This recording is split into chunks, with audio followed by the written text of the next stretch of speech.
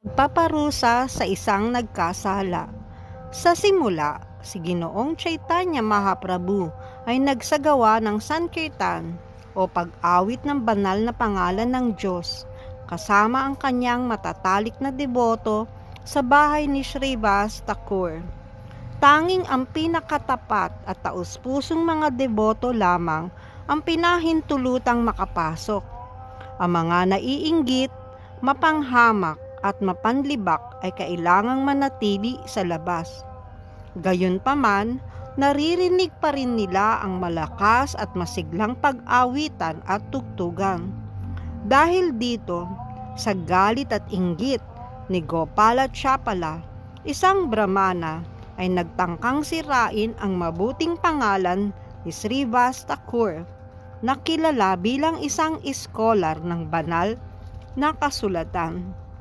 Isang gabi, palihim niyang inilagay ang mga gamit para sa pagsamba kay Diyosa Durga sa harap ng pintuan ni Srivas Thakur.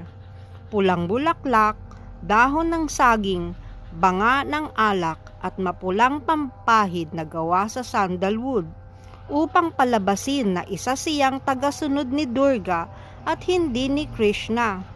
Ang mga deboto ni Krishna ay hindi kumakain ng karne, isda o itlog at hindi umiinom ng alak o anumang uri ng pampalasing. Subalit ang mga sumasamba kay Durga ay kadalasang kumakain ng karne at umiinom ng alak, kaya't pilit ni Gopalachapala na palabasing isang mapagkunwari si Srivas Thakur, mukhang marangal ngunit lihim na masama. Hindi nagustuhan ni Ginoong Chaitanya Mahaprabhu ang paglapastangan na ito sa kanyang deboto, kaya't nagpasya siyang parusahan ang nagkasala. Makalipas ang 3 araw, pinadalhan niya si Gopalachapala ng ketong. May mga sugat sa buong katawan na lumalabas ang dugo. Kinagat siya ng mga insekto at mikrobyo at tiniis niya ang matinding sakit. Lumapit siya kay Ginoong Chaitanya Mahaprabhu at humingi ng awa upang siya'y pagalingin. Ikaw na makasalanan, galit na tugon ng Panginoon. Hindi lamang kita hindi tutulungan, kundi kakagat-kagatin ka pa rin ng mga insektong ito sa loob ng milyong taon. Dahil sa iyong pagkakasala, ikaw ay malalaglag sa impyernong pamumuhay sa 10 milyong susunod na kapanganakan. Pagkalipas ng ilang taon, nang muling bumisita si Ginoong Chaitanya sa bayang kinaroroonan ni Gopalachapala na noon ay naghihirap pa rin, lumapit muli si Gopala at nagpakumbabang humingi ng awa.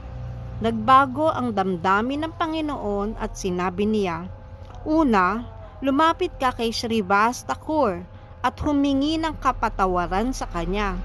Kapag pinatawad ka niya at hindi mo na muling uulitin ang iyong kasalanan, ikaw ay mapapalaya sa iyong mga makasalanang bunga.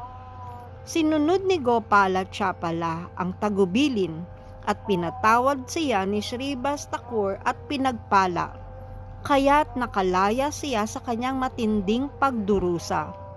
Sa gayon, makikita natin kung gaano kaalaga at mapagprotekta ang Panginoon sa kanyang mga deboto at kung gaano siya kagalit at maparusahan sa mga mapaglarong hindi deboto. Subalit, ang mga taong ay taus-pusong nagsisisi, siya ay nagiging mapagpatawad at maawain. Itinuturing ng Panginoon ang lahat ng nilalang bilang kanyang mga anak, ngunit tinatrato niya ang bawat isa ayon sa kanilang asal. Haribol.